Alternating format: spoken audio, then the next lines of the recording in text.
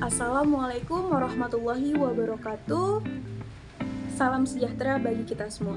Perkenalkan, saya Novita Ramadhani Buru Ginting dengan NIM 22211111017 dari Program Studi Pendidikan Bahasa dan Sastra Indonesia, kelas reguler A Stambuk 2022 Universitas Negeri Medan. Dalam kesempatan kali ini, saya akan membahas mengenai pengertian model pembelajaran. Yang kedua, bagaimana peran model pembelajaran dalam kegiatan belajar mengajar. Dan yang ketiga, salah satu contoh model pembelajaran yang terdiri dari ciri-cirinya, kemudian bagaimana langkah-langkahnya, dan yang terakhir, apa keunggulan dan kelemahan dari model pembelajaran tersebut. Selamat menyaksikan! Kita masuk materi yang pertama, yaitu pengertian model pembelajaran. Menurut Saifuddin dan Berdiati pada tahun 2014, halaman 48 mengatakan bahwa model pembelajaran adalah kerangka konseptual yang melukiskan prosedur sistematis dalam mengorganisasikan sistem belajar untuk mencapai tujuan pembelajaran tertentu dan berfungsi sebagai pedoman bagi perancang pembelajaran dan para pengajar dalam merencanakan dan melaksanakan pembelajaran. Kita lanjut dengan materi yang kedua, yaitu bagaimana peran model pembelajaran dalam kegiatan belajar mengajar. Yang pertama, membantu guru dalam memilih teknik, strategi, dan metode pembelajaran yang tepat agar tujuan pembelajaran tercapai. Yang kedua, meningkatkan efektivitas dan efisiensi proses pembelajaran dengan mengoptimalkan penggunaan waktu, tenaga, dan sumber daya yang tersedia. Dan yang ketiga, meningkatkan motivasi dan minat belajar peserta didik dengan menyajikan materi pembelajaran secara menarik dan interaktif. Dengan demikian, model pembelajaran dapat membantu meningkatkan kualitas dan hasil belajar peserta didik, serta memudahkan guru dalam melaksanakan kegiatan belajar mengajar.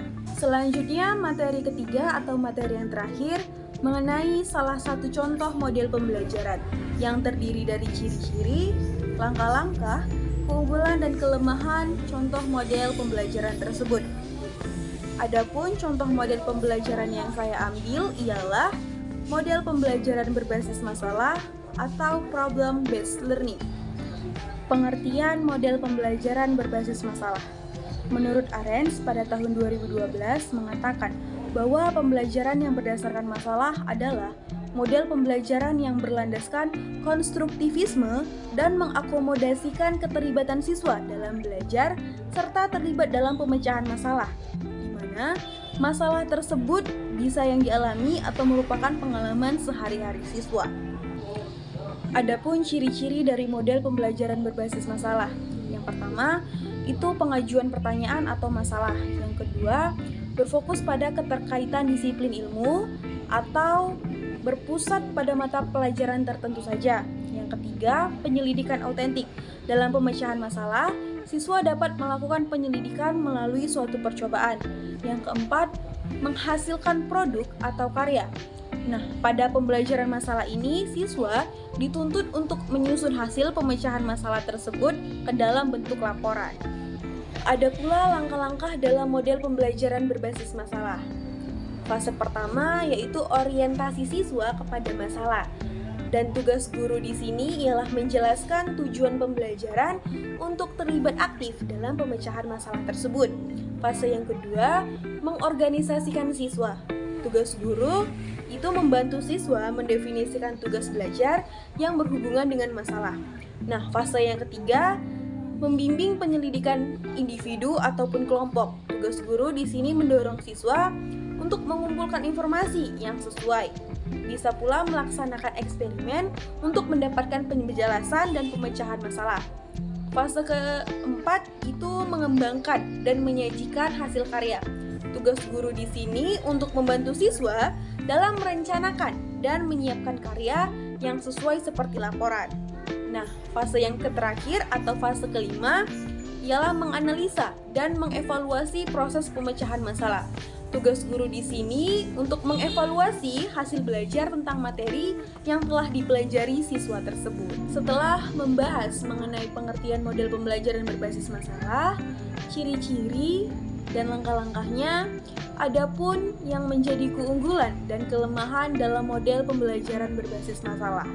Nah, ada beberapa yang menjadi keunggulan dalam model pembelajaran berbasis masalah menurut Delisle dalam Abidin tahun 2014 halaman 162. Yang pertama, model pembelajaran berbasis masalah mampu mengembangkan belajar siswa. Yang kedua, model pembelajaran berbasis masalah mendorong siswa untuk berpikir tingkat tinggi. Dan yang ketiga, model pembelajaran berbasis masalah mendorong siswa untuk mengoptimalkan kemampuan metakognitifnya. Dikarenakan ada keunggulan, ada pula kelemahan dalam model pembelajaran berbasis masalah.